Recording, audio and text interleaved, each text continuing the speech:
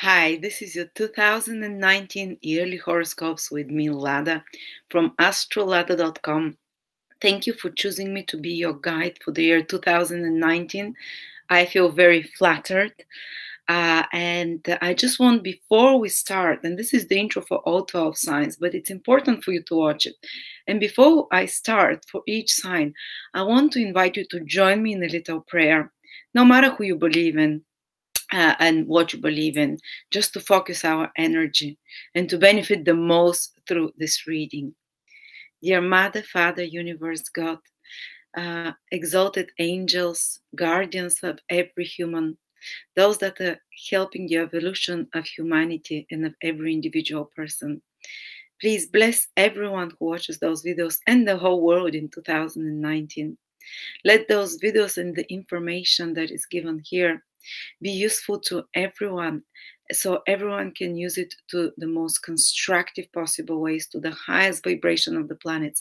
And even if there are challenging periods and moments in our life in 2019, let this video and this information give us not only clarity but a meaning and understanding of those more painful experiences that are in front of us, so we realize that life is not an adversary to battle with and conquer, that life is our benevolent good partner that is trying to lead us to discover our true authenticity. It is trying to lead us to a place of happiness, to a place of truthfulness. So let this year 2019 and the information we receive here, let us use it to the highest good for everyone involved, and let us be able to utilize the planetary energies to help ourselves, to uplift ourselves and those around us. Amen. So I want for you to benefit the most. Thank you so much for joining me, by the way, in the prayer. So for you to benefit the most from this, I want you to take a pen and paper and write down 3 things. And some of you would be just listening your sun sign. Others would be just listening to your moon sign. Others bought all the 12 videos, so you'll be able to be watching your ascendant, sun, and moon. But I always advise you, watch your ascendant sign, because if you go to a professional astrologer, they'll look at your ascendant and how the planets are in correspondence, where they're moving from that ascendant. And nowadays, more and more astrologers are using the ancient time of astrology, which is whole sign house system.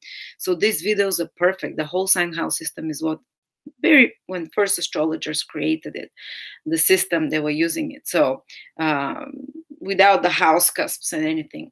So the ascendant is the point of incarnation of the physical body. So it is of the soul into the physical body. It is the physical bodies. That's why it shows the most tangible things that are happening to us. That's why I always advise, check the prognosis for your ascendant sign. The moon sign is our inner world, how we feel, our self-consciousness. So the moon usually manifests the second most powerful after the ascendant sign, because we especially strongly identify with how we feel about something and something that impacts us emotionally. And even though, for example, from the ascendant, some big event might be happening, like changing of place of living, but from the moon, it's shown that, for example, you will be having a quarrel with a friend. For you, this will be a way bigger deal, because emotionally this feels much stronger for you, this quarrel with a friend, for example, than the relocation that's happening. But from the ascendant, it shows the specific things that are happening in your life in a tangible way, because the ascendant is the material body and what is happening to us on our path in that material body. And the sun sign is what most of the people only check, and but that's pop astrology. But still, the sun sign is very important. The sun sign is our willpower, our goals. It's our ability to channel divine intelligence. And the sun sign will show us, looking at the prognosis from the sun sign, will show us especially the things that we are striving towards to achieve consciously. And the prognosis for the sun sign would tend to have more free will over that prediction, what you're going to read, because the sun is connected to free will, while the moon symbolizes the past. These are things that often happen. The prediction from the moon are encoded from the past, while from the ascendant sign, it's sealed in stone, so to speak, So yes, checking the sun sign is very important, especially because you can direct the events there more with your free will. The moon sign, you feel like it's more fated and it affects your feelings the most and your personal life. And the ascendant sign is the most tangible event. So I would advise start with the ascendant sign and progress. And for you to know, though, a lot of people don't know, the sun sign is the one that everyone speaks about. You know, like, oh, what are you? I'm an Aries. It means I'm born from March the 20th to April 20th, something like that. But and I can give you predictions for, oh, if you're born from March 1st to March 5th, this and this will be happening for you. But every year they change, the sun moves into a different sign a day before or after, and I want to be way more precise for you. So instead of giving you days, we're gonna find the degrees of your sun, the degrees of your moon, and the degrees of your ascendant signs. And for some of you, the moon and the ascendant might be the same, or the sun and the moon. Rarely, but it happens. So for you to find this out, I want you to, and I'm going to share my screen with you. Let me just.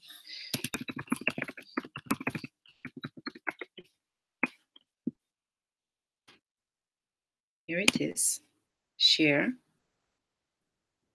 So I hope you see it. Go to my birth website, astrolada.com. You see it here. And go to the birth chart and transits. Or if you have any other astrology calculator, I don't mind as long as it gives you the information that I'm going to show. So here I'm going to put a fictitious person, let's say whatever name. Write your name. So you're born in August the 6th, 1972, for example, at 8 a.m. or make sure that if you're born later, you check if it's 8 p.m., 20, you know. And it's important for your correct ascendant and for the degree, in particular for the ascendant and the direct degree of the moon, the correct sign and degree of the moon, for you to know your minute of birth.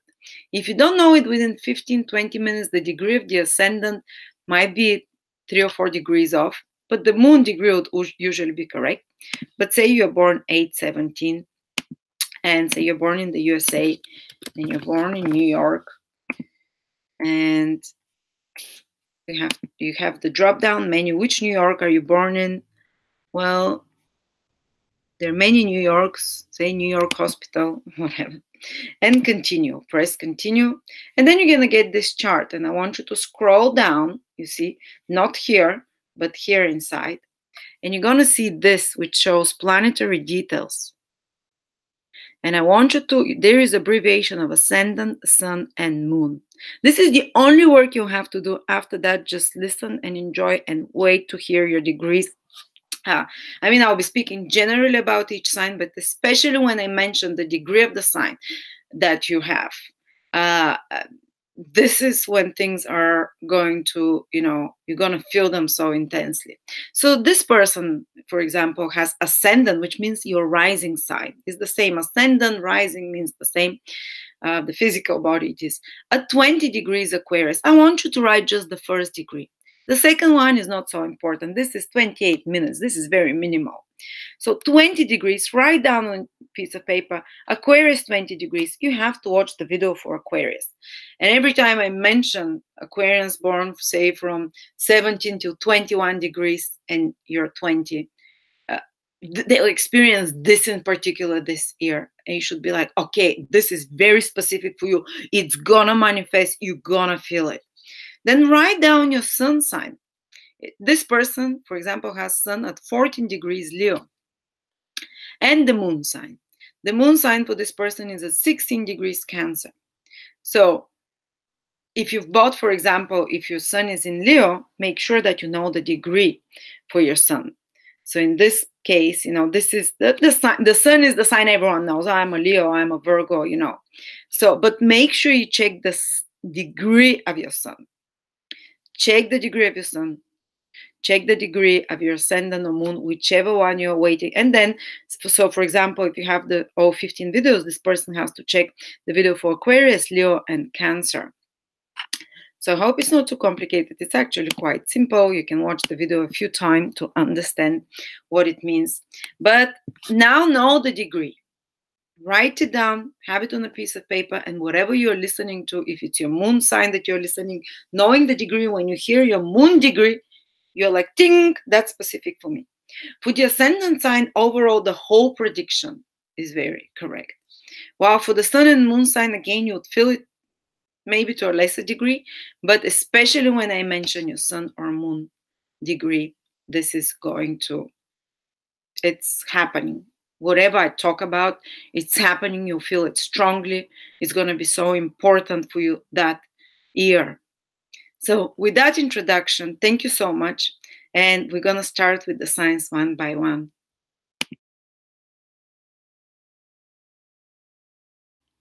Aries 2019. Whether you're ascendant, sun, or moon in Aries, this will be a very important and interesting year for us. And let me just mention that numerologically, 2019 is the number 3 year.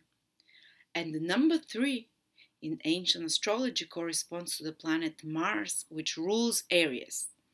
This means that this year will feel a lot of us much more in tune. Whether you have your sun or ascendant or moon in Aries, you have a strong Aries nature in you, strong Aries energy in you. And that means that this year, which is the number 3 year, which corresponds to Mars as well, the planet that rules Aries, you'll feel more like yourself. You'll feel more initiative, more excitable. There will be certain things that we have to be careful about because they come from Saturn. I'll speak about that. But generally, this year aligns really well with the ambitions of Aries. So just giving you the heads up as a start, even numerologically, it shows good promise that year for us. And let's start first with Jupiter. I always start with Jupiter and Saturn, then progress to the other planets, and we're going to examine month by month also important periods for Aries. And more stressful, we're going to examine Mars as well. We're going to examine the other planets, what they're doing. And because I can't go through every month, because I'll be doing 3 monthly anyway, that would be too much information anyway, but at least the most important moments of 2019, I'll try to give them to you within this 1 hour that we have. And starting with Jupiter, because Jupiter and Saturn are the planets that they like the watches, the 2 hands of a clock. I always describe them like that. And Jupiter is like the faster hand of the watch. Saturn is like the slower hand of the watch. But they're very important. And this year, Jupiter enters its own sign, and almost the whole 2019 is going to have a very powerful manifesting influence for everyone. But for Aries in particularly, it will be extremely helpful. When a planet is in its own sign, it allows the sign to give its best results. To the extent that we have karmically, we're able to manifest in this lifetime, depending on the level of consciousness of every person, of course. But some of the best thing that Jupiter can give you will be happening 2019, and this will be happening in your 9th house till around November 2019. So most of 2019, Aries will be manifesting positively with ease in regards to 9th house matters, because wherever Jupiter goes, it gives with ease, it gives with lightness, it gives with joy, with inspiration. It's not forced. It's not like, oh, you have to do it so hard, but it's like, this is fantastic. This is like you get an inspiration and you act on it, and your 9th house on the more mundane level means traveling. So Aries will have an opportunity to be much more international this year. And I'm not talking traveling to the next town. I'm talking traveling to another state, to another country. And the 9th house is like global international influence. So is Jupiter. So it's kind of double whammy influence that you can be much more global, much more humanistic as well. The 9th house is very humanistic. It's the house of concepts, of theology, of ideologies, of belief systems. It's almost like Aries will start believing more in themselves, will start believing more that life is in their favor, that life or the universe or faith, whatever you call it, or God, which is the 9th house, you know, that it's kind of like a benevolent partner for us, and that is trying to show us the right direction. Things start aligning for Aries because of this very strong Jupiter in its own sign. It's almost like you're gonna find the right teachers. Ninth house is teacher. If you're looking for a guru, if you're looking for an inspirational figure, if you're looking for someone that you can follow and that you can look up to, the ninth house is the guru figures, the teachers, the inspirations, a mentor in your life.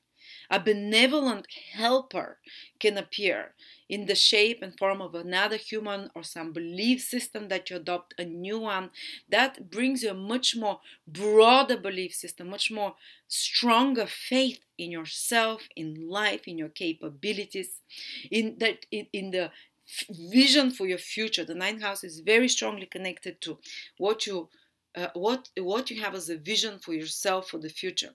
Because if we're feeling like there's nothing meaningful, have nothing to look forward to, that's the ninth house. The ninth house is like something to get excited about, to look forward, to wake up with inspiration and excitement about. This is what Jupiter will give us. And even in the past 1 year, 2018, mostly Saturn was influencing a lot of Aries. Jupiter was not sending an aspect to Aries. So a lot of Aries might have felt like life is a bit more slowed down, then they want to move faster forward like they normally do, but they couldn't. Something was slowing them down, or they had to work harder on something. There was some too many duties or complications of some sort, and Mars was retrograde, our planet, in 2018. Well, this is not the case anymore in 2019. Now we get a new inspiration, a new breath of vision, a new horizon in our life. A new, like, our horizon starts expanding. You start feeling that you're closer to your goal, and you start becoming, if you're someone who is not clear what your goal is, if you're someone who is not clear what you want for the future, Jupiter will remove these uncertainties. It will give you with ease something to get inspired about, to make your life more meaningful. You're going to start looking for meaning, and you're going to start finding it very easy. If you've been looking for answers, what's the purpose of my life? What's the goal here? What am I meant to be? Can I do something meaningful? Some other even more philosophical questions like, what's my belief system? Why are we here on this earth? Where do we come from? You're going to get those answers now. You're going to get to the right. For every person, it will be a different answer. For every person, it will be a different belief system that opens their new perspectives and new horizons in front of them. A different teacher, depending on your level of development. For one person, one teacher is appropriate right now, one belief system, one new concept of reality. Jupiter brings new perception of reality, new belief about yourself, about your vision of the future, about the meaning of life. So for every person will be different. Not all Aries will start believing the same things, but it will be much more positive belief system, much more belief system that's aligned to the ask and you'll receive type of mentality, and that there is abundance in the universe, and that everything is possible. You start believing now that the world is your oyster, that you're as big as your dreams. So I urge you, dream big this year. And even without urging you, you'll start feeling that. You'll start having bigger visions for yourself. I remember 12 years ago when Jupiter was again in Sagittarius, and that's in the ninth house from my sun sign, and so many other things. This is when I got this vision for what I'm gonna do. Of course, it didn't manifest immediately, but it took me a few years for it to happen. But I had the vision then, and I even created the vision board, and I started thinking that it is possible that maybe one day I can be useful. Maybe one day I can not be just this party girl with no direction in life. And I found the right teacher then. I found the right direction in life. So something will align for us, Aries, to find your path, to find an inspiration, to find a purpose and a goal to look forward to you. I'm not saying you're going to make it happen already this year, but the moment of revelation is coming. Revelation is when you feel like, This is what I'm going to do. This is what I'm going to strive towards. And that's why Jupiter, when you're clear about that, you become clear about where you want to head. You become clear about the future plan, a future vision for your life. Someone inspires you. It might be a book. It might be a webinar, a seminar, something gives you clarity. It might be a reading with an astrologer, or going to a life coach, or an advisor of some sort. It can be a mentor, or it might be just something alchemical happening in your brain and your mind that starts opening the gates to different thinking and different belief systems. And and that's the secret of the world, of the whole. Whatever you believe, you will achieve. Whatever you believe is possible, these are your possibilities. And it's not about saying, oh, I'm going to be super rich, but deep inside you feel frustration. It's not true. It's not happening. This is about belief. This is about some beliefs will come into your life, and some self-perceptions that you truly start thinking it's possible, rather than just repeating to yourself, it's going to happen, it's going to happen. So a new vision, new horizons are opening, new opportunities are starting to come for us areas. And with this vision and clarity that we're getting, that's why some of us might start studying something. Because once okay, I realize now I really want to be I want to be a writer. I want to be a mechanic or whatever. Like, this is where I realize, this is where my inspiration is.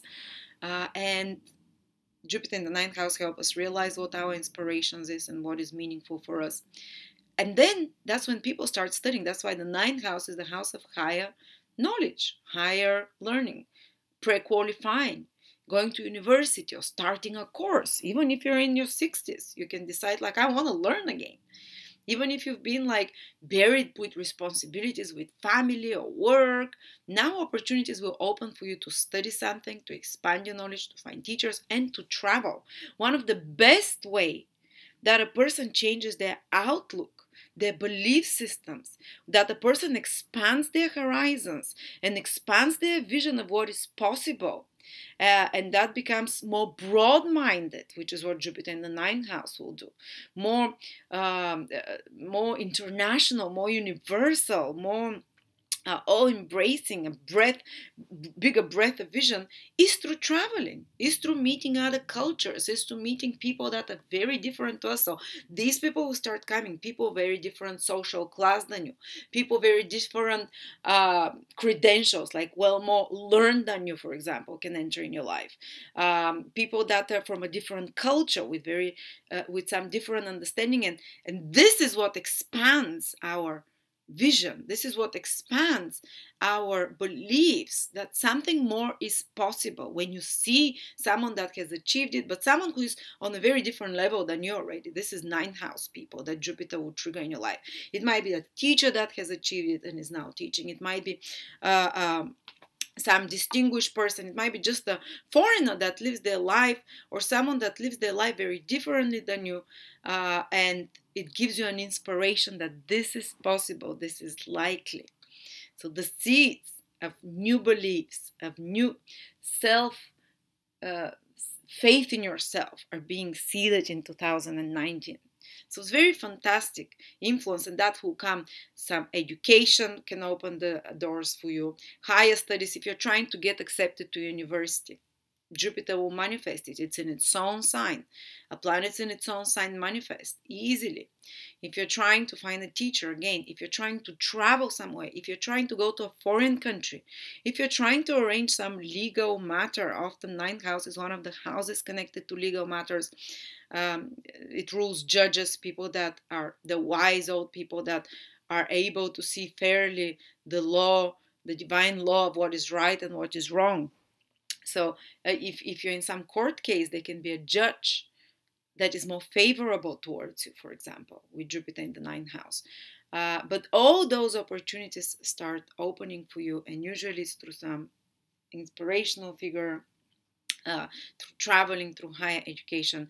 Don't miss those opportunities. People that are involved, if you're Aries and you're teaching, or if you're involved in a career that involves traveling, there will be, of course, Jupiter expands. There will be a lot more traveling this year, far away places, through also air travel is the ninth house.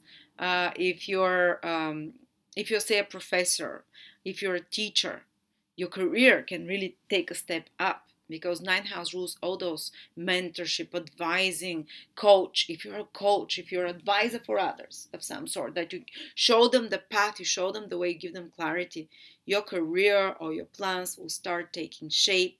Actually, now you can start getting great results. You can have multiple lecturing possibilities on a grander scale, maybe international as well. You can have opportunities to teach more people. You can have opportunities to mentor and coach more people as well. If you're a travel agent, for example, if you're working in some international business, it's like export import of some sort, which is again the ninth house, you can have expansion again of your business. If you have anything to do with university, academia, and higher knowledge as well. So and especially who is going to, but on any other level, Jupiter is making trine aspects to Aries, and not even the ninth house matters. Actually, Jupiter will send its influence to Aries almost the whole 2019, which means that Jupiter opens new opportunities, new gates, opens new exciting perspective in front of you, gives you help and support. Whenever Jupiter sends a trine to a sign or to a planet, it's like you become the favorite of the universe. You become like things, you're at the right place at the right time, things align, start aligning, start making sense. It feels like you have a little bit of a golden touch. And especially those Aries that are born with Sun, Moon, or Ascendant from 14 to 25 degrees. So I'm talking here, I'm going to write Jupiter. Let's write them with abbreviation. Jupiter sends its trine aspect, which is very positive, to those who are born from 14 to 25 degrees in Aries the most. They will feel it the most. So check that planetary detail table. Do you have your moon at 14 to 25 degrees? Do you have your sun, or do you have your ascendant? I have my sun at 23. So yay, because Jupiter, why am I giving those specific degrees? Jupiter will help all areas in some way, but a planet can implant its new possibilities and good things that is doing, like Jupiter, much better when it makes an aspect 3 times to that specific degrees.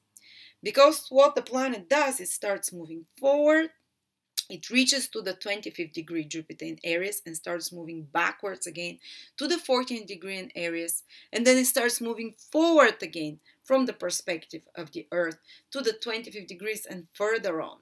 But the majority of the year, people with Sun, Moon, or Ascendant in Aries from 14 till 25 degrees will benefit the most from Jupiter, because they'll have the possibility when Jupiter goes retrograde to work, to deepen, to implant those possibilities in their life further, to perfect them, and then Jupiter passes second time over them, they repeat those, and then the possibility comes back to them again, they work on it.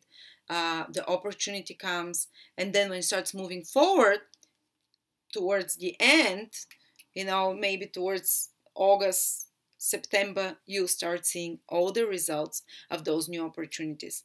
And don't expect that immediately Jupiter is in your ninth house, bam, all those things happen. You'll see the results. Watch this video by the end. Watch it next October or November 2019. And you start seeing those things that what I'm talking about is aligning. And those that are before, that are Sun, Moon, or Ascendant, before 14 degrees, from 0 till 14, or from 26 till 30 or 29, they'll have Jupiter send its trine to them just once. So it will be shorter opportunities, shorter, like those that would before, it's happening for them in 2008 until the end once, and those after the 25th, it's happening for them. It's happening to them around October, November. basically that the opportunity will come. So those from 25 to 30 degrees, October, November. But still, Jupiter is in your ninth house. Everything that I said for Jupiter in the ninth house is valid for all areas, so you'll feel it. But those specific degrees, they are going to feel it. These new opportunities will specifically be more intense for them. And of course, if it's your moon that is in Aries, it might be more those benevolent things that come to you in regards to your home, in regards to your personal life, some help that comes there in regards to your feelings and emotional bondings as well. And your sun, if it's there, it's more in regards to your goals and your career, some support and help that comes to you through a male figure in regards to your goals, in regards to your aspirations, help through male figures, of course. Something good happening in the life of male figures. But there is a but here, because this year, Saturn is also making an aspect to, I said I was going to write them with letters. Saturn is making a square aspect. The square now is a more challenging influence to anyone who has Aries from 13 to 21 degrees. So you see, they almost coincide the degrees. It's like only those whose sun is from 22, 23, 24, 25, they don't feel the Saturn influence. I mean, at the same time as the Jupiter influence. So we'll speak a little bit about that, but I just wanted to say, those of you who have your sun between 14 to 20, or moon or ascendant between 13 to 21 degrees in Aries, they will also feel Saturn at the same time as they're feeling Jupiter. So they'll have a double whammy influence. One is very expansive, new opportunities, new visions. The universe wants to favor you, brings new things to you, makes things easy. And then Saturn is the opposite. Now I'm going to test you. I'm going to make things more complicated. I'm going to slow things down. I'm going to build. I'm going to teach you to be patient. I'm going to teach you to take more responsibilities. I'm going to teach you to persevere despite difficulties. Like they're the two: expansion, restriction, ease, hard work. The two opposites. So you might get a little bit bipolar this year if you're between those degrees, 13 to 21, because you have this expansive influence of Jupiter and you feel like, I'm almost there, I'm feeling it. And then Saturn is like, no, you also have extra responsibilities will appear for you. You have to work hard as well. So it might be like a stop and go influence for those people. Like, opportunity comes and they're almost parallel throughout the whole year while they're doing this 3 times. Saturn is doing it 3 times on those degrees. And Saturn is also a bit more powerful than Jupiter, to be honest. And it's a planet that's a bit further out. And what is going to happen is that you're going to get opportunities, and then Saturn will make you work very hard on them, and it's not going to allow those opportunities to happen very fast. But you'll be working on them because Saturn is in the 10th house. 10th house rules action, to work, your career, to follow your goals. The 9th house is the inspiration you get, where Jupiter is. So you get the inspiration, the new ideas, the opportunities. But Saturn can bring some delays. Saturn can make you kind of have to work extra hard, have to you might feel frustrated that it's not moving as fast as you want to be, just those degrees, that there are some extra responsibilities and duties that is a bit too overwhelming at times, that there's some blockages you have to overcome. But don't worry, because Jupiter is also, if you're doing what Saturn requires, which is be a bit more patient, don't rush things, try to do them in the legal and lawful way, all your actions, especially in regards to your career and your ambitions, because Saturn is in the 10th house, lawfully, step by step, not too fast, not too crazy. You will be able to implant and to make them happen, because Saturn is focused on action this year while it's in Capricorn in your 10th house. Uh, so there is growth, but it's a slow growth. There is expansion, and there is new opportunities, but you have to, they are coupled with some obstacles and some delays, and you having to follow the rules more. You're having to do it and to take into consideration certain institutions or old authority figures or bosses of some sort that can be more demanding, or if you don't have a boss, you're in an authority figure that's going to be, or responsibilities from career that are going to be more pressing on you. So there is this, a bit of a seesaw, but both will manifest because both Jupiter and Saturn are in their own signs. So this Saturn always creates some difficulties, but when it's in its own sign, it manifests. So for all areas now, despite the degrees, just the degrees will feel it much stronger, those degrees that I'm talking about. Some obstacle, if it's your moon, can be some obstacle that comes to you.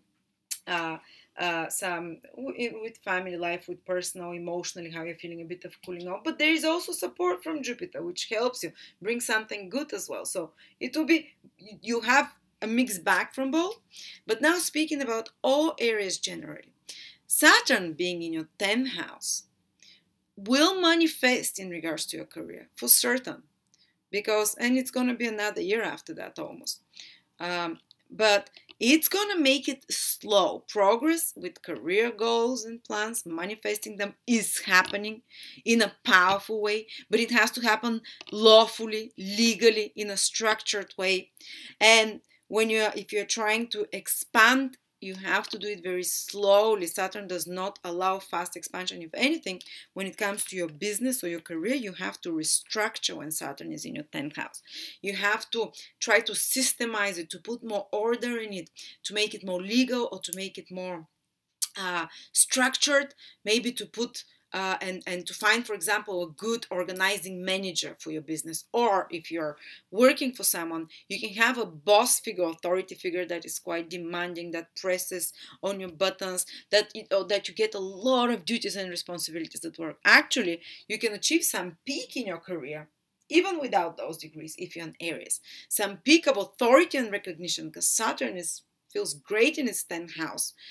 But based now, if you achieve this year some big public rank and prestige, which you can, some areas actually who've worked very hard till now, it's only prestige and reputation and recognition and public visibility you can achieve very high now, but based on past actions, based on having done hard work. So for example, if in the past 2-3 years you worked really hard, and now Saturn, and especially those degrees here, but all areas, never mind, but especially those degrees. Now Saturn is in your 10th house. It can give you very powerful recognition if you've done the dirty work. Because Saturn rewards when you've done the grimy work, the dirty work, the hard work, and now some people can get promoted. I've seen people get promoted with Saturn transiting the 10th house. But it comes with extra responsibilities and with extra duties, and with increased workload, with increased social accountability as well. And it's very important when Saturn is in a 10th house. And you probably felt it, some of you Aries, already in 2018, because it's been there, that you are very accountable for your mistakes, that you're very cautious in your actions. Don't take rash actions. Often you'd have to, some delays can happen. Say you plan, I'm going to do this in my career, I'm going to do this project, I have this, I want to further my profession this way. Yes, but much slower than you expect, with more effort than you expect, and with more paying attention to the small detail, paying attention to the letter of the law, by more conservatively, let's say. And again, Jupiter is sending to Aries this expansion, new beliefs, but you'd only be able to kind of implement those new beliefs into your career, into your public status, when Jupiter enters your 10th house. Now you're just expanding the vision, the beliefs, the connections with people, inspirations and stuff like that. And when Jupiter enters your 10th in 2020, then it's very manifesting. But still, it's manifesting Saturn in the 10th house in its own sign. And as I said, I've seen people get promoted and get much more authority in life when Saturn is in the 10th if they have deserved it. But if you have been kind of neglecting your work, being disappointed, or kind of losing interest towards your career and your worldly responsibilities and duties, Saturn in the 10th house, and just always pay attention to the degrees because they're especially potent for you. But all areas, you feel it no matter what. You're feeling that, oh my God, I lost track of my thought. But if you've been slacking about work or been dissatisfied, this is a time when Saturn can actually remove a career from your life and leave one place because of external pressure, because of sometimes they can be like downsizing or they can be something. But remember, the universe and the whole life is trying to do this not just to spite you, but to take you to your most authentic life that's going to make you happiest. So even if there's some complications with your career, even if there's a lot of pressure from institutions or authority figures on your life or father figures, for that reason, the 10th house can often be some kind of, authority figure in the face of a father figure. But if there is something that is pressing your buttons, especially institutions and those things, or a career that you're feeling it's dying out, or you're feeling you're not so enthusiastic, or you might even think, oh, this is the right career for me, but then you lose it. It is because, as I said, it's time for you to reorganize your priorities in regards to your goals, in regards to your career. But if you've been putting a lot of hard work and that's your true place, expect actually the opposite. Expect, yes, lots more responsibilities. It's not going to be easy. It's not going to run as fast as you want, but you're going to build such strong foundation for your reputation, And one thing I forgot to say, Saturn in the 10th house, if you're mean to others, especially if you're a public figure, if you have more power, if you're an authority in some way, now you can be exposed. Don't try to be mean, don't try to be judgmental or too harsh on others, because the 10th house is the most publicly visible house and you can be criticized. You can be judged for your actions. Also, you have to be cautious in your worldly actions, whether you have a career or not. In your worldly actions, what the world sees from you, what you put out publicly, because when Saturn is in the 10th house, you are scrutinally judged, you're watched under a magnifying glass by the public, and anything you do wrong, they're like, eh. So don't get yourself into controversial topics. Don't get yourself into you pointing fingers at others or being judgmental, because this will very quickly publicly come back on you. And those of you, warning, who have been doing something wrong in regards to their career, in regards to the power they have, if they've been abusing the power they have in some way, because the 10th house is the house of power we have, the public influence we have on others. Well, Saturn can expose those things because Saturn is a karmic planet of getting the results of our actions. So you can topple down from a position in power, especially if you've been too, let's say, unfair, or if you've been dishonest in some way. And that will happen publicly. Others will find out about it. So that's a bit the most scary side. But if you've been straight, honest, and you still have time, be as honest as straight while Saturn is in this 10th house in regards to your career, with your public image. Don't do crazy stuff, and you will be respected even more. Go against the nature of Saturn, and what can happen is like go against being very fair and very patient and very, go against it and become mean or do things unlawfully or dishonestly or without putting the hard work. You topple down from positions of power or responsibility and duty. But having said that, Ketu and Rahu are also, and this is the south node of the moon and the north node. I'll write them. Okay, Rahu is in the 10th house, Ketu is in the the other way around, sorry. Rahu is in the 4th, Ketu is in the 10th.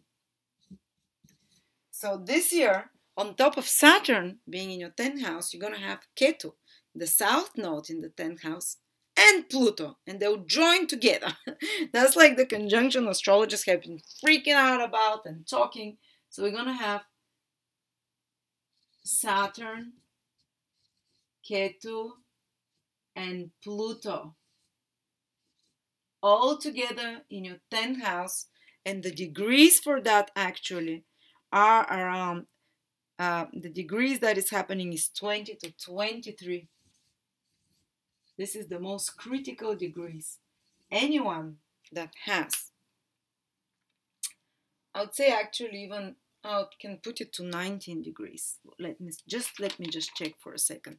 The big transits.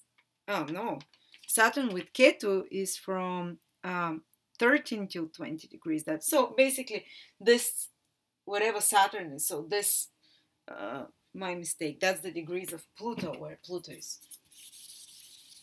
So again, this 13 to 21 degrees is where it's most basically. From 13 till 20 degrees is the most powerful. That you'll feel it, because Saturn will conjoin Ketu within 3 times within those degrees, from 13 till 20 degrees, and Pluto is around there. Pluto is from 19 till 23 degrees, but it's very close. They don't yet conjoin with Pluto. It happens at the start of 2020. But Pluto is there within 1 or 2 degrees. It's doing its work. So, what does it mean? Oof, it's a powerful combination. Ketu is connected, and Saturn both to past karma. Saturn is receiving the results of our actions, and Ketu is very much about the past and the things that have to be released from our life. And both of them being in the 10th house, and specifically so intensely for people that have from 13 till 20 degrees, Aries, Sun, Moon, or Ascendant, they will have to let go of something, because Ketu is about releasing something. It's the dragon's tail, where we excrete, where some fated events happen, but they help us again release something that we've carried for a long time, and that will be a big burden that you've carried, because Saturn is like a burden and duty, responsibility, or a painful situation that you can release. That's on the positive side. So if you've had some big responsibility that you've been dragging, or some karmic situation connected to bosses, to career, it's usually a painful, difficult situation. On the positive side, Ketu can help you release that. Ketu can help you release you, say, from some really dominating authority figure in your life. Can help you release you from, but Saturn will still be in your 10th house. So there will be another one, but somehow your consciousness about either a boss or authority will change, the old painful mentality will be excreted like Ketu does. And for many areas, this means that you have to dissolve. Saturn is structures, Ketu is to dissolve, to release some structures in your life, especially such surrounding your career, your business, your reputation, some outdated affiliations in regards to your image, in regards to your social status. So for many areas, and in particular those that have degrees from 13 to 20, there will be a big shift in their social status position. That can mean change of a career, letting go of one career, but because Saturn is in its own sign, it continues to manifest. It can manifest another career.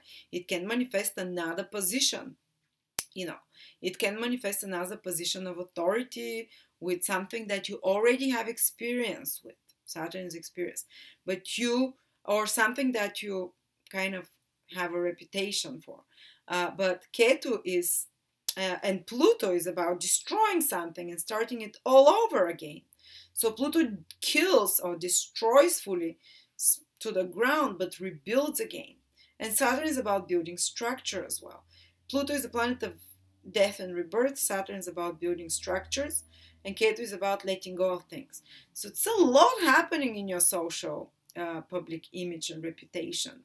I mean, for people that really deserve, this can be like they get so much more power, they excrete and they release certain old structures, and they create much more powerful, much more stable structures in their career and stable reputations for others, that their career and their actions towards their career have been ambivalent, or in some way, what can happen is that their career gets totally destroyed and a new one comes out, or part of their career, part of their career goals or projects are some kind of let go of, part of some structure of their business is let go of, and a new one is rebuilt.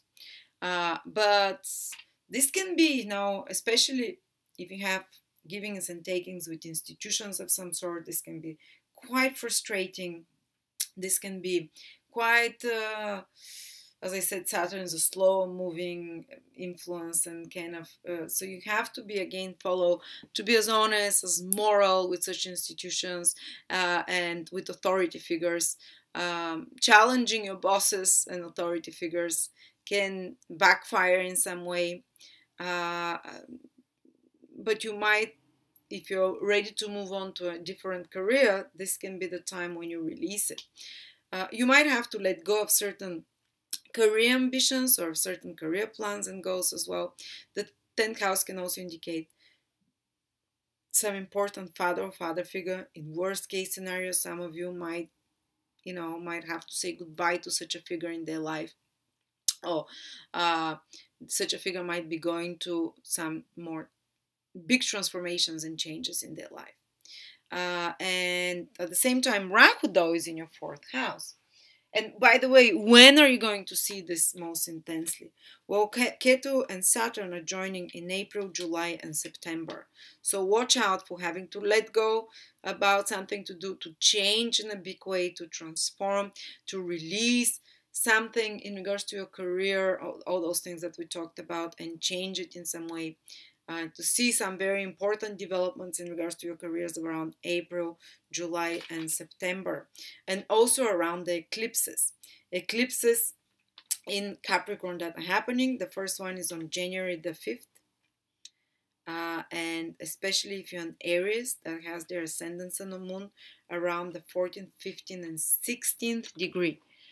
The January eclipse can be felt already in December, in January, and after that, the next 6 months, so till June. Anyone that has Sun, Moon, or Ascendant at 14, 15, 16, even 17 degrees in Capricorn, in Aries, this eclipse is very potent for them. This eclipse totally symbolizes the endings and completions in something in regards to their career, in something in regards to their goals.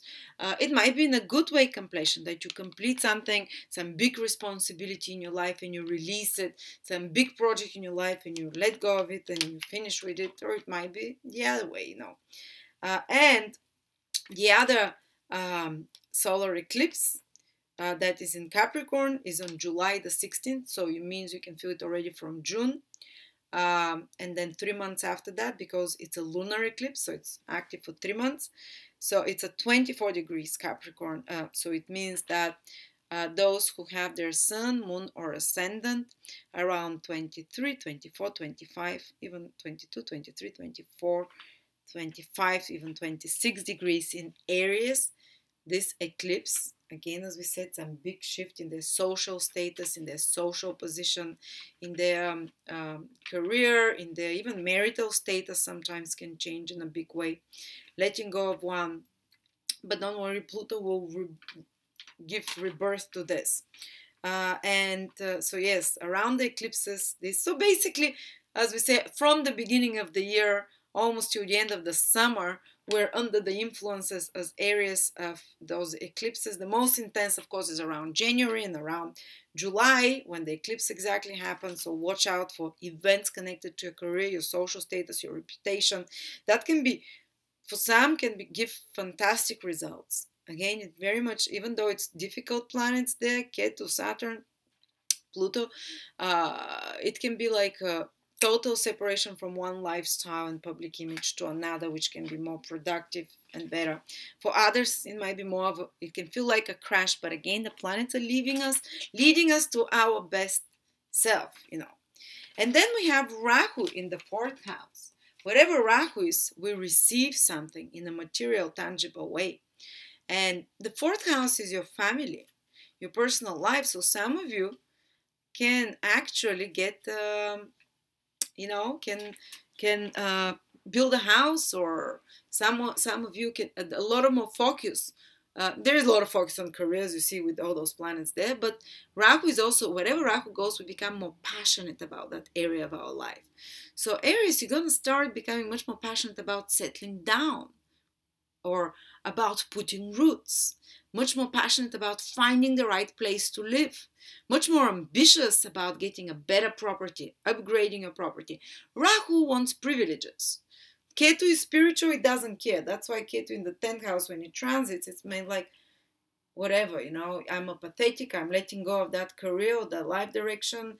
Saturn is making me work hard there. I will do it. I will take the, or whatever. You still have worldly responsibilities and duties. Yes, you do. But Ketu is like, I'm gonna either become more like a witness. I'm gonna, whatever, just do it and detach myself from this and not stress about it so much. While Rahu, you become super excited about whatever it is, because Rahu was the one that wanted to become a king and to become a god and get privileges, and pretended to be a god and drank the juice of immortality. So Rahu is where you're kind of hectic. You get excited. So you're getting excited about family life. You're getting excited about getting some privileges. Privileged vehicles is the fourth house. Like I want to get a souped up car. It can happen.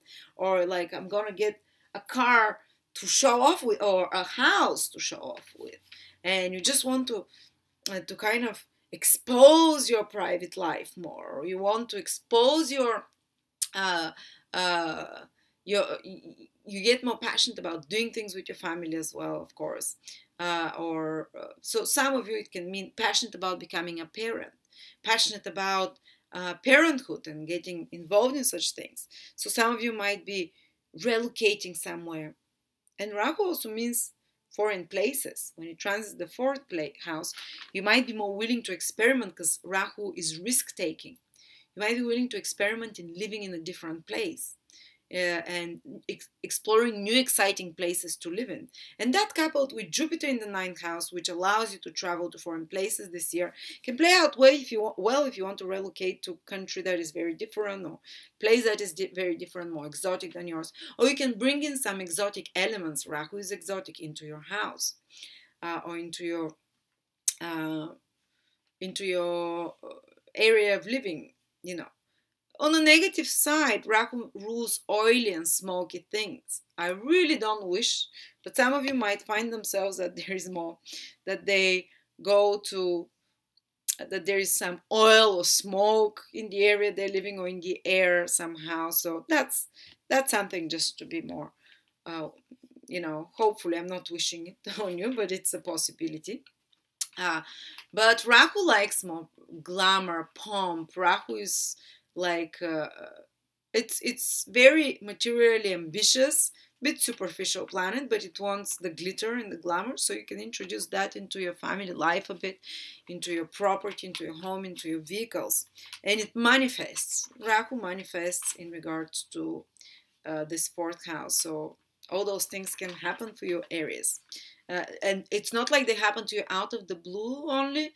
It's you're excited about that. Plus, it can indicate that some big changes and new beginnings are happening in the life of your mother. As we said, fourth house is your personal life circumstances. Like property where you live, but it's also your family, the life of the mother. And especially you can see those changes happening around the eclipses of Rahu. And the eclipse of Rahu is happening on the 21st of January, is the lunar eclipse. But it's towards, actually no, because it's towards the end of Cancer. But it's on the basically on the 2nd of July you feel it the most. The 2nd of July it's happening in Cancer, the eclipse, so the Rahu energy will be extremely, it's a solar eclipse, the sun and the moon are together, so some powerful new beginnings in regards to your family life, that you receive something, that you start a new chapter in your family life, can start from especially around the middle of the year basically. And especially if you're Aries that has the sun, moon or ascendant around 10 degrees, maybe 7, 8, 9, 10, 11, 12. But for all Aries, Rahu is in the 4th house, Ketu is in the 10th house. You might have to let go of certain obligations because you want to focus more on your family. Because wherever Rahu goes, we focus, we become more passionate about that. It becomes more important for us. While Ketu becomes like, yes, we'll still have responsibilities, but we'll kind of do it like, meh, more pathetically. And you might actually even decide to release and let go of certain responsibility and duty and career obligations so you can focus more on your family, personal life. All right, so this is the notes, and we have also Uranus. Now I'm going to give you a few days, a few other days. Aries, Uranus is still in Aries till April, until the end of May, basically. When is that? Till April, yeah. Till April 2019.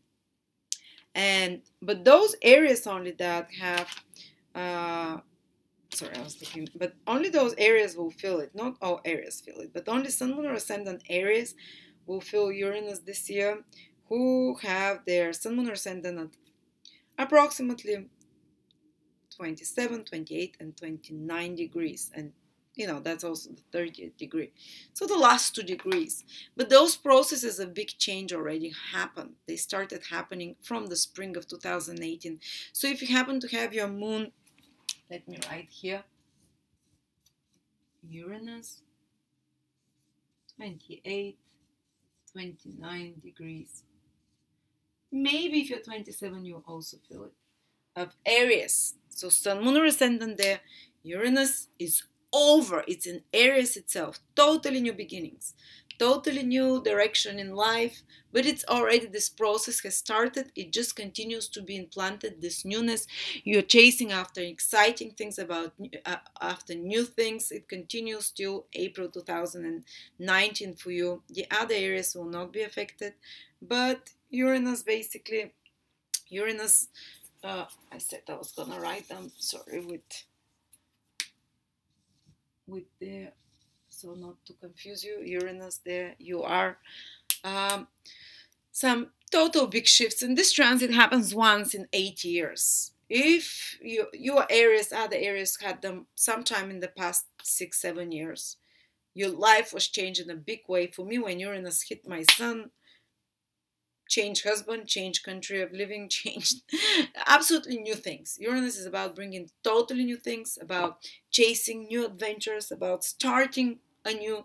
It's about your career can take off, or depending what you want to do, especially if you're if your sun is there 28, 29 degrees, if you're in anything to do with more intellectual work, with more scientific, theoretical, astrological work, wow, you can make it big. You can suddenly rise.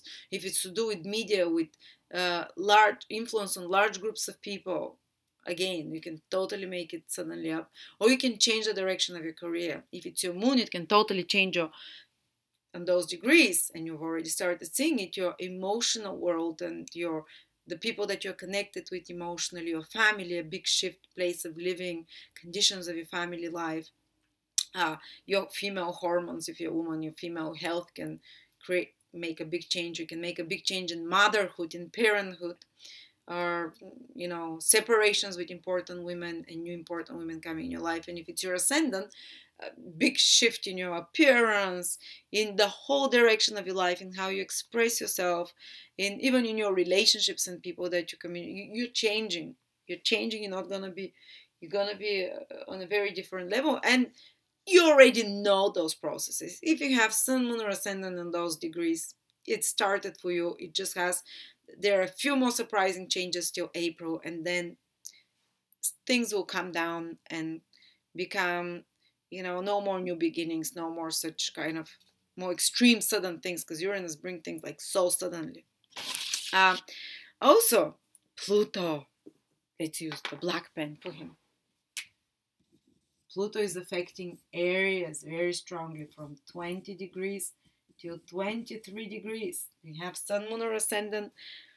Other areas are not gonna feel it. Maybe if you're, maybe if you're 18, 19 degrees, you're feeling it's going away, but you're still feeling it happened for you a bit 2018 and 17. Maybe if you're 24, 25, you start feeling those waves. But 2019 in particular, those degrees, Pluto moves very slowly. Those degrees are the ones that get affected the most.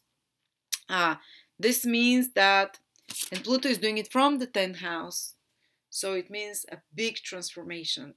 Killing of one part, rebuilding of another in your career, in your social status, in your reputation. But Pluto is very psychological. It's not such visible processes. This year they can be much more visible because Saturn is also there very close. The South Node is there very close. So it can be way more visible, way more palpable, so to speak. But the Pluto indicates that there is a deep psychological transformation happening to you. If it's a Sun, Moon, or Ascendant in Aries from 20 to 23 degrees, 2019 and 2020, because Pluto will be on those degrees for 2 years. After those 2 years, you will not be the same person psychologically. Pluto works on a very deep level. It works with the subconscious energy, with the big traumas from many past lifetimes and incarnations, with piled up complexes, and their subconscious. Their subconscious is like, I imagine Pluto like a swamp, and on the top you see water, but underneath it's all dross and mud, and we are all like that. You can look like normal, but inside we have so many deep buried feelings from many past lifetimes, or if you don't believe in incarnations, from this lifetime, impressions that are subconscious. And when Pluto transits come, they stir all this thing, so you can start going bonkers emotionally. It creates such deep, and it might be for no external reason even. It's like something super small can start stirring those extreme feelings that Pluto feels. It's not necessary that the intensity of what's happening outside corresponds and what's happening inside. People might think, nothing big is happening, and you're like, I've never felt that crazy. I'm not like, but it's like it's like some internal operation is happening psychologically to you. And for us to excrete those traumas and those painful things that are piled up on those fears, Pluto rules the fears that we have built up on us from something horrific. Maybe we were killed in a past lifetime. Maybe there was death. Maybe there was... Our biggest fears is Pluto. And usually when the Pluto transits to the Sun, Moon, or Ascendant happens, we are kind of forced to face those fears. And it might be an internal process, or it might be that we face those fears through actual events and to overcome those fears. And some people that are more susceptible to panic attacks, this can happen as well, that they get more panicky, their nervous system. It's like, as Pluto is such a purification process. It's a deep purification process. You can ask below someone who's gone, Aries, for example, who have their Sun, Moon, or Ascendant from the previous degrees before 20. Ask them what happened when Pluto squared your Sun. I like you to discuss below in the comments of the videos, to talk to each other and ask questions and answer to each other as a forum, so you can help each other for whoever is passing, not scare each other, hopefully. But Pluto is considered a planet of deep transformations and experiences that sometimes can be called scary, like coming to the edge of life. I'm not saying you're gonna be dying, don't worry, but you can feel like a part of you is dying, like a part of your personality, something that you identified with strongly, whether it's your Sun, Moon, or Ascendant. They're all deep part of your personality, and especially something with connected to an ambition of yours, because Pluto is doing it from the 10th house. That you have to transform in a deep level, how you present yourself publicly, or big transformation of your career can happen with Pluto if you have those degrees there. Very, very big. But again, the most authentic thing happens. It's like a peeling of an onion that Pluto, Uranus do, you know, these outer planets.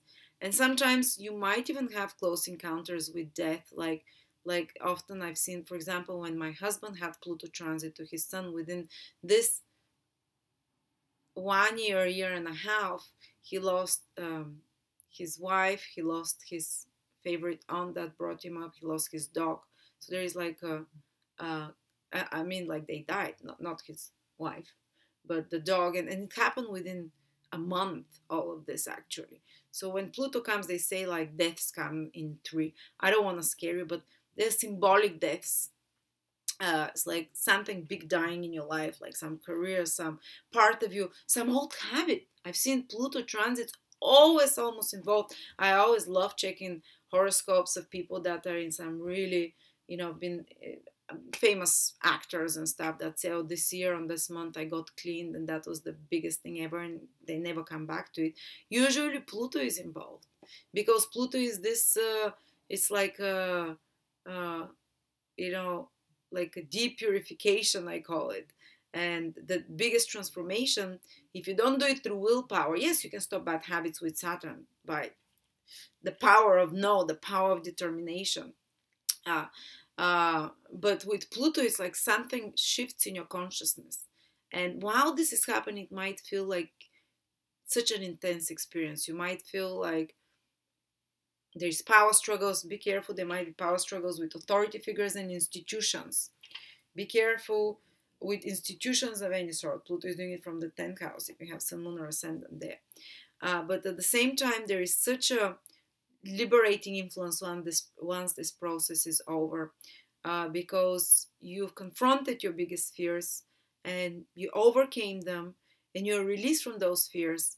And Pluto can make you go way more into psychology, into the occult, into astrology, into trying to find the deep reasons and answers for this. You become a much deeper person. You're going to become a much more magnetic person. People will find you much more sexually attractive. Pluto can also bring very powerful people in your life of some sort, people with lots of authority. And they can also transform your life. That's if Pluto is manifested in the best possible way, which means some very powerful person or authority figure or some very powerful ambition in your life that requires you a lot of focus, but Pluto will help you achieve that. So it can be extremely, on a positive level, extremely ambitious goal, which Pluto gives you the great willpower. And because Pluto is connected to doing feats of extreme power, feats of something that you can't do unless, in other parts of your life. So yes, you can remove some big negative habit in your life, and it's gonna be because something transforms and shifts in your life, and you can make work on some really ambitious plan and goal. And of course Pluto is with Saturn, so lots of work it's gonna be, and you have to surrender to the process because Ketu is there and Pluto wants to control it, but you're gonna have this kind of intensity as well about that. But just those of you who are from 20 to 23 degrees will feel this powerful Pluto transit, and it's more on a psychological level that something is transforming. And if it's your Sun, usually something in regards to important men in your life, in regards to father figure that is going through Plutonic period, or the husband or man through a big transformation in their life, but also with your own ego and your own ambitions and goals and career. And the Moon with women, mother, with family, big transformation, big change, and can feel a little bit forced. It stirs very deep emotions when Pluto aspects the Moon with a square. Some fears or worries long forgotten will come to the surface, but they'll help you also overcome those fears, and the Ascendant, there can be some power struggles with others, but Pluto ultimately wants you to take your power back. So if you're Aries on 20 to 23 degrees, this is the purpose of this transit, to see where the power is not used fairly. If you've been abusing power, Pluto takes it from you. If you've been giving your power away to someone, Pluto forces you to take your power back and to become whole again and to scrape off the muck. So ultimately it's very empowering. You might want to actually become way more powerful, and ultimately this result can be that you're much more powerful in regards to your career, in regards to your social status, in regards to your public positions, and you have way more control there. All right, and now we're going to look through the Mercury retrograde periods. Neptune is not affecting Aries directly. Neptune is making a square to Jupiter in your 9th house 3 times. So from the 12th house, which means that those new brilliant ideas that Jupiter is bringing you, some of them might be a bit of a wishful thinking, because Neptune from the 12th house of the imagination, you might be going a little bit too far ahead and thinking a little bit too, imagination can run a little bit wild, or your imagination can be undermining your hope for the future. Your imagination and internal fears, which is the 12th house, and Neptune can from time to time kind of make you doubt those new beliefs you have. But overall, Jupiter in the 9th house will manifest. So Mercury goes retrograde 3 times this year. In March, most of March from the 5th till the 29th, in July from the 7th till the 31st, and in October, most of November basically, from the 1st of November till the 20th. So the March Mercury retrograde is happening in Pisces, in your 12th house areas, in our 12th house. So most of March, be careful, because you'll be more willing to miss some details. Mercury in the 12th house is already absent-minded. 12th house is already absent-minded. You can lose something like pens, papers, documents. Be careful around that time. You can lose some information. You can lose a phone, any communication device, any kind of you can lose some contact or delete contacts or something like that. There can be some miscommunication.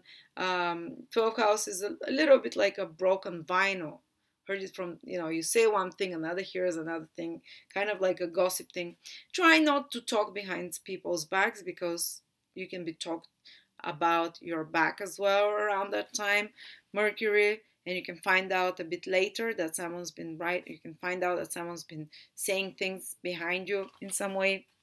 And you might also be just, as I said, it's more likely for you to miss details, but also it can indicate that in this period it can be you might need to be arranging documents connected to relocating to a faraway foreign country. And there might be a delay of arranging those documents, or some faraway trip, the 12th house rules those, or you having to redo them or adding something extra. And on another level, it can be great time in March for some deep research, study something deeply in depth. You'd almost intuitively start understanding it and picking up things intuitively about it. This is great for research, for study of some sort, for preparation.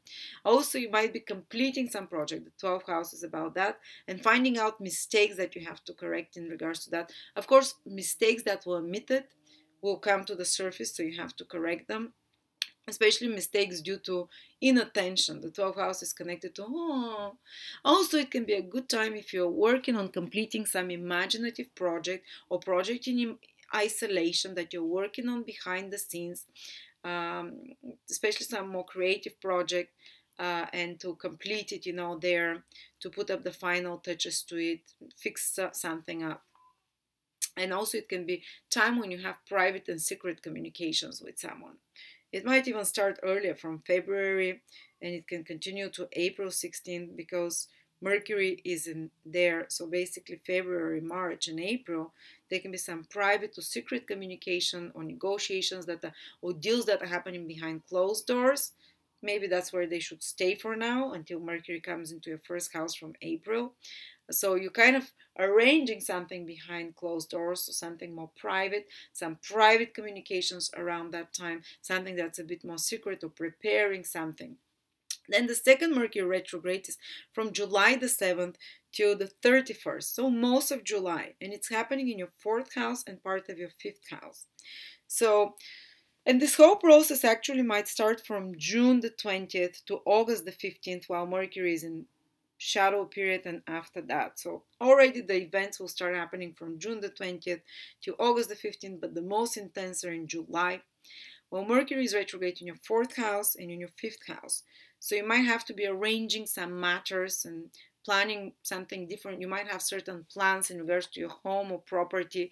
If you're doing some repairs or something, they might take longer, they might need revision, or you might be revising some plans for home or some documents connected to lands, or negotiating some deal connected to property sale, buying, selling, or car sale, that they might extend a bit longer. In July, you might have to give it a bit more time to check the details. So for example, if you're planning, oh, in July I'm finishing, I'm expecting those documents in regards to some land deeds, or fourth house is also considered diplomas in ancient Vedic astrology. Well, it might get delayed till Mercury moves direct, or you might have to work on a bit more on those land deeds, on those agreements for land, or on those planning and organizing. Or you might be planning and organizing some event with family and home, and there might be a few surprise curveballs, let's say. And especially, where is it? Oops, sorry.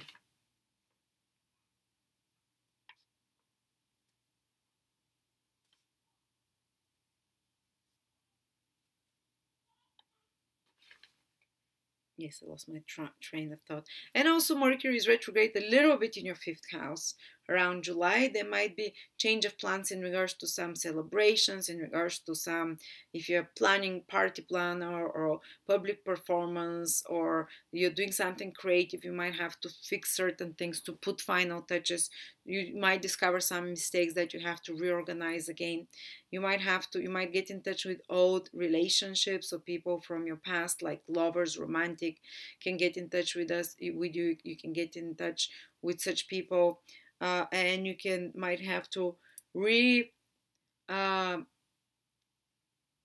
if you're in a romantic relationship already, plans for romantic time can go get awry. They have to be changed in some way. But don't worry, when Mercury starts moving direct, usually it's even better than what you expected. Or if you're doing some creative project, you might have to redo it, put final touches, or maybe not exactly something. You can see that something doesn't work exactly with something that you're creatively working on. So you can decide, like, okay, I'm going to change that. I don't like it. So it's time for revising that. And then the third time Mercury goes retrograde is in November, in your eighth house. And the whole process might start from the middle of October till the first 10 days of December. But November is the most intense period. You're revising mutual resources and finances. Don't take risks with mutual resources and finances around that time. Just try and fix things. For example, you might start preparing your taxes, this 8th house. You might start preparing the documents that you need for that, and make sure that you have all the details. Or maybe the tax people can get in touch with you and say, oh, we're missing a few documents, we need this. Or you might be asked, for example, for some insurance company or some inheritance, that you need to supply certain documents because they're missing them. Or you might be arranging certain matters and managing matters connected to other people's resources, to some investments you have with others. Or there might be rearrangement and re-examining of your budget, financial budget, with mutual partner, of some sort, whether it's your marriage partner. But again, it's not a good time to take risk while Mercury is retrograde, but the final result might be much better than what you originally expected. As everything Mercury retrograde, we get frustrated because of the extra work we have to put, and that something is not immediately happens as we wanted. But as I said, the ultimate goal of the universe is to deliver us to a point of our best self and to the best option. So stay open that even if there's some frustrations, it's so they can be corrected and the best alternative can come out from that. All right, and another thing I want to look at is the Mars transits for you Aries, because Mars is such an important planet for us. And the year starts with a bang. January, Mars is in our sign, especially those who are born from the 1st degree or 0 degree till the 20th degree in Aries. Sun, Moon, or Ascendant, a very active time. Mars will transit your Sun, Moon, or Ascendant this January. We're very busy as Aries, and you can get a lot done. You can achieve a lot. You can start new beginnings. You can be super active. You can be physically active as well. You can tackle problems and you can confront without issue.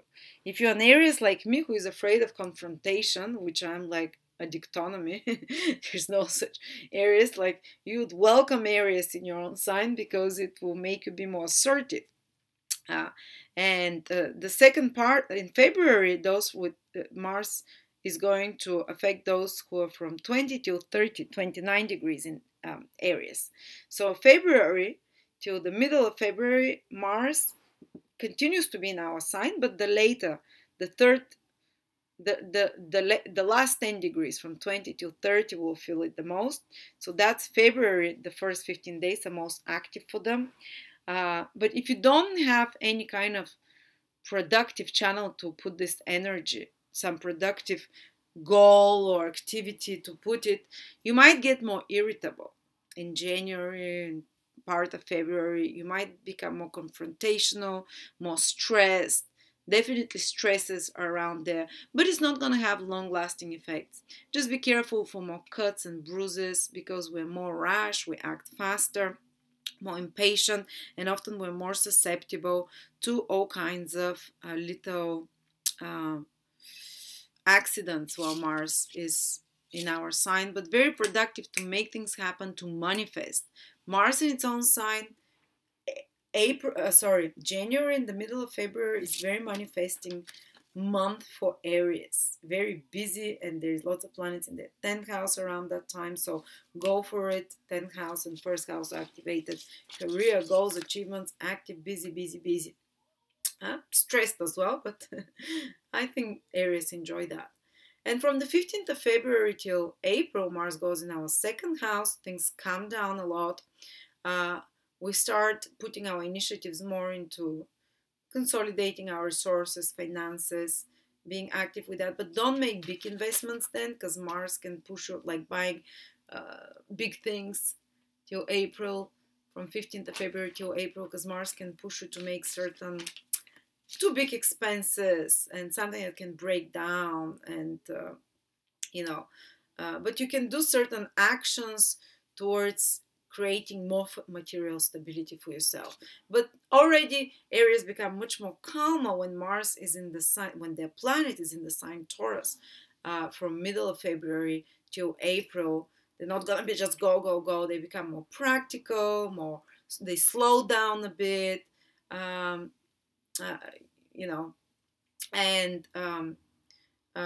but from May, and I forgot to say that in April, Venus, from the 20th of April till the 15th of May, Venus is going to be in Aries in our sign. This is fantastic because you'd feel more chill, more relaxed, more loving. You're going to feel much more. So basically from 20th of April till the 15th of May, matters connected to love can go much better for Aries. Matters connected to making themselves beautiful. If you want to have a new, something to do with beauty therapy, something to do with treatments to improve your, buying good clothes, buying beautiful things, buying, Venus rules anything beautiful. It's more easy, it comes to us when Venus is in our sign. Also while it's in the second house, but the first house makes you more charming. If you have to present and use your body or your personality to present something to someone, do it from 20th of April till May the 15th. Venus in your sign will make you more charming. If you have some important negotiations, some important conversations, again, Venus makes you more diplomatic, makes you kinder, and not only that, but Mercury is also from the 17th of May till the 6th of April till the 6th of May. From the 17th of April till the 6th of May is also in Aries. So this is very happening time again from the last part of April and the first 10-15 days of May, and beneficial because two benefics are in Aries. So that's a good time for you, Aries. Planets are supporting you. They're giving you good ability to communicate, to do business deals, to do good business, to present yourself, to be likable, to be agreeable, to be more loving, and even those loving experiences or good times with friends are more likely to be there. Of course, don't forget Saturn continues to square some of us, especially 21 degrees till 13.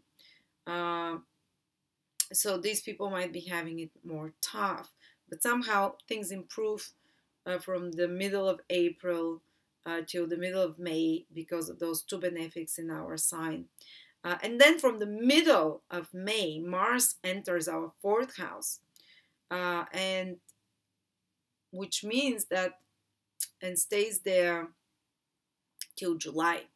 So from the middle of May till July, Mars is in the fourth house. We get very active with family matters, and it might be a bit more stressed. There might be the possibility for some fights with family.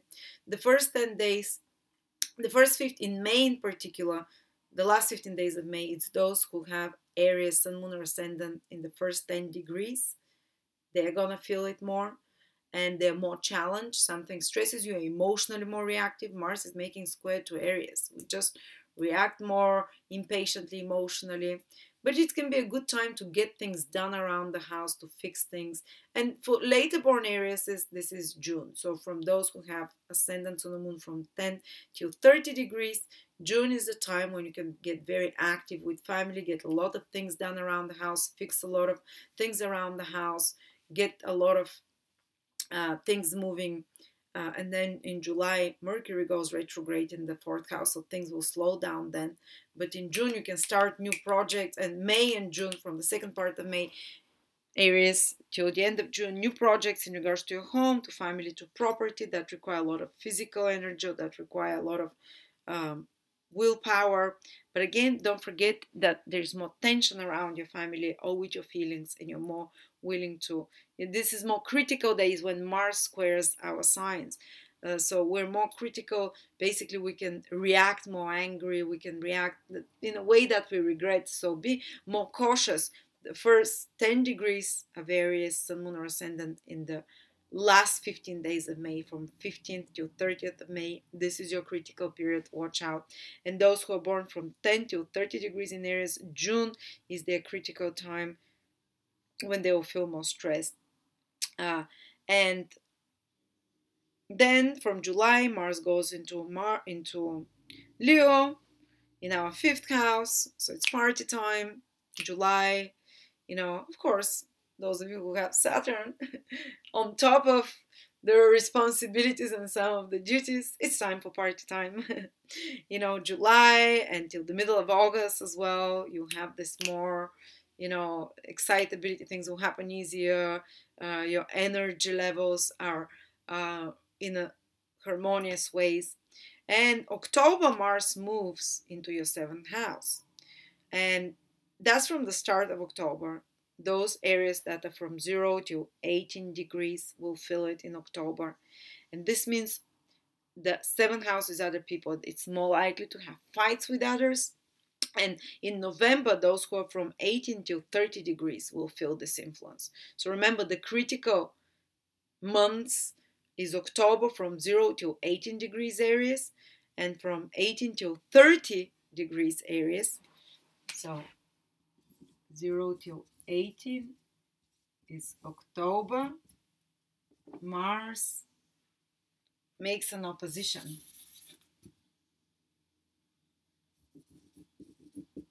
While from 18 till 30 is November. They have to be more cautious then, because they're more likely to fight with others, to be challenged by clients or by partners, but also to be stimulated. If you're doing some mutual project with another person, you can put a lot of energy together, a lot of things to get done.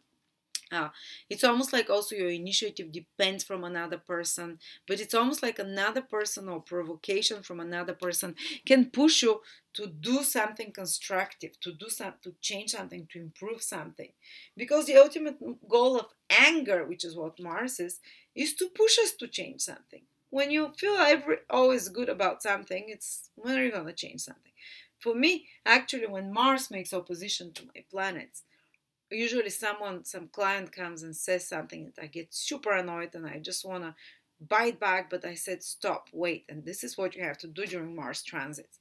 Wait, you know, don't respond immediately. Say to yourself, I'll respond tomorrow, the day after tomorrow.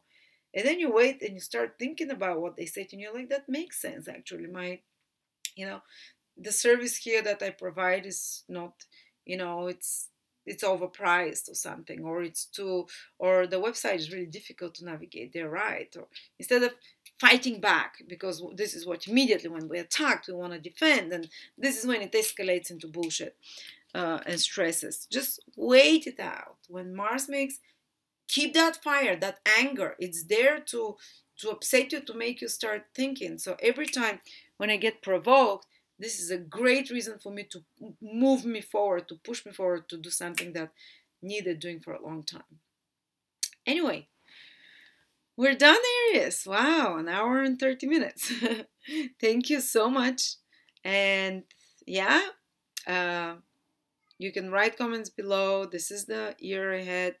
Of course, there are a lot more things, but I need to make a 10-hour video for this. But I'm making a written reports for each month, one by one. My teacher is making them. She's a fantastic astrologer. Month by month, they're very simple, very easy, no astrological terms.